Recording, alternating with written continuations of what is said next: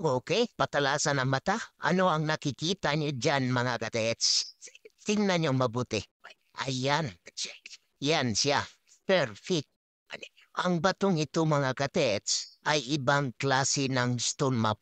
Ito ay ang deposit layout na stone map, mga katets. Kaya lahat ng mga guhit-guhit dito ay may gamit, mga katets, at may tinuturong direksyon papuntang deposito. At ito na nga, mga katets, kinuna na natin ng compass direksyon itong perfect triangle, mga katets.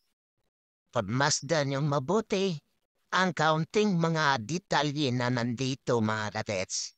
Medyo hindi ito halata ng mga taong nasanay sa pagtingin sa mga klarong marka. Akalain nila na ito ay nature lamang, mga katets. Pero walang magagawang nature na ganito, mga katets, dahil ang batong ito ay sintigas ng bakal. Hindi ito basta-basta mag-crack. Ito may naka-inboss at mayroong maliit na bato na sinuksok dito. Ay ang tigas. Hindi matanggal, mga katets. At mula dyan sa naka-inboss na heart, meron itong guhit pababa. Dito siya, mga katets. Tingnan nyo. Ayan, ayan. Maka-inboss. Yan, papunta siya dito, mga katets. At ito, mga katets, meron na namang guhit papunta dito sa nakabox na may dot, mga katets. Medyo malalim yung butas, mga katets, sa nakabox na yan, mga katets. Dahil yan ang deposit na naka-tunneling system, mga katets. Ating nakuha ang gumpas doon, mga katets, yun ay 40 degrees. Yes. Doon papunta sa gilid ng saging, mga katets. Tandaan natin ang direksyon na yun, mga katets. Dahil pupuntahan natin yun mamaya. Kailangan lang nating makuha muna ang sukat mula dito sa may parang naka-inboss na heart, mga katets. I taste kettle brace bitterness in my face. Work a job every day till your dreams fade away. Like a card, never change. Play the game, how we say. I need a break. Okay, atin ang sukatin, mga katets. Kung ilang inches mula doon sa butas, papunta dito sa gilid ng naka-imbos na heart. Meron siyang 21 inches, mga katets.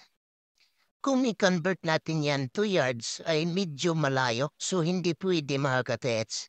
Dahil ito ay fulcrum point. Kaya i-convert natin into feet. Bilang tayo ng 21 feet, mga katets, mula sa batong iyon, mga katets.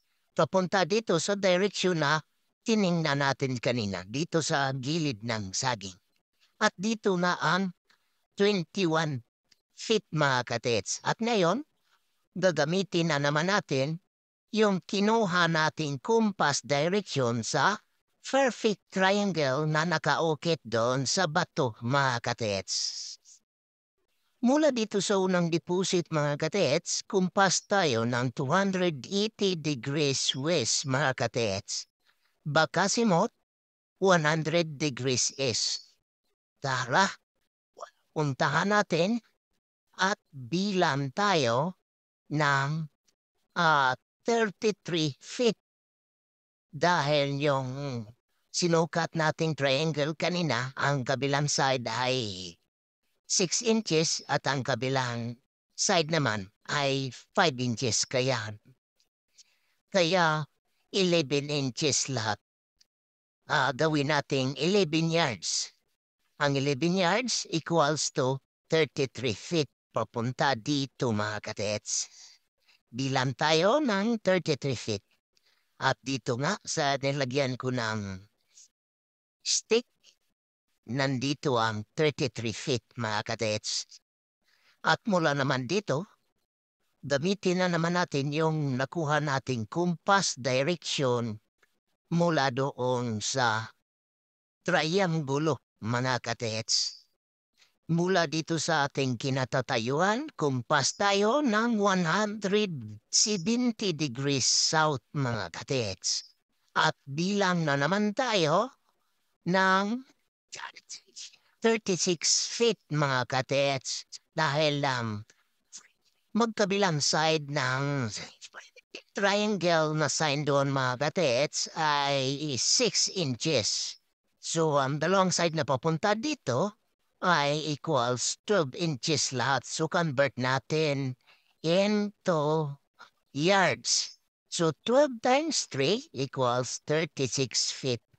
At mula naman dito, mga katets, kumpas na naman tayo ng 30 degrees northeast. At doon na mabubuo natin ang triangulation pattern ng mga load dito, mga katets. At yun ang tamang likod ng sign na triangulo, mga katets. Ito ay isa lamang sa mga example ng sign na triangulo. Marami pa sanang sikreto ang batong ito, mga katets. Pero dahil ang pinag-usapan natin ay ang tungkol lang sa sign na triangulo, mga katets, kaya yun lang ang ating pinakita sa inyo, mga katets.